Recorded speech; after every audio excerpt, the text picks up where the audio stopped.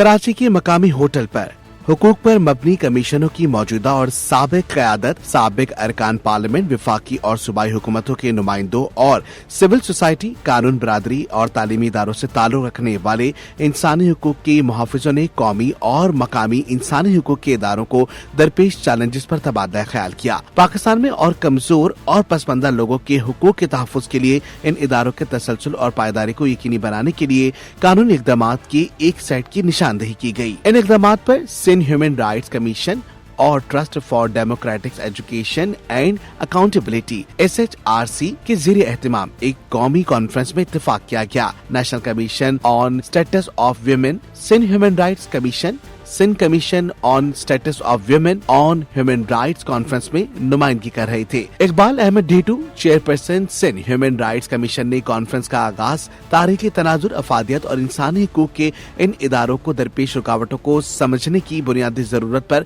रोशनी डालते हुए किया। NCHR के साबिक चेयरपर्सन शफीक चौधरी ने कहा कि कानूनी ढांचा चलाने वाले इदारे बैनुल अक़वामी कानून के खत और रूह से हम आहंग नहीं हैं, जिन्हें ठीक करने की जरूरत है। चेयरपर्सन ने कानूनी अभाम पर अपने तहफ़्फ़ुज़ात का इजहार किया, जिसकी वजह से मेंबरान और SCSW मोहतरम नुज़हत शेरी ने NCSW चेयरपर्सन की मुद्दत खत्म होने के बाद कमीशन का काम बंद होने पर जोर दिया। ख्वाजा उमर रजा सेक्रेटरी ने कहा कि कमीशन और सिविल सोसाइटी के इदारों के साथ ताउन और इन इदारों के लिए अपने मैंडेट को पूरा करने के लिए बहुत अहम जरूरत है। अता उल मुस्तफा, मोहम्मद रफीक और अब्दुल्ला खोसो, 3 मुहक्किकीन जिनमें पाकिस्तान में कमीशन में काम काज पर अपने नताइज का इश्तराक किया, जिसमें कानूनी, ऑपरेशनल और इंतजामी खामियों को उजागर किया गया जो कमीशन के काम काज में रुकावट है। उनका कहना है कि पंजाब, खैबर पख्तूनख्वा, बलूचिस्तान और गिलगित बल्तिस्तान में कमीशन या तो गैर फाल है या किसी न किसी कानूनी वजह से मुकम्मल तौर पर काम या खवातीन की हैसियत से मुतालिक नहीं कर रहे हैं।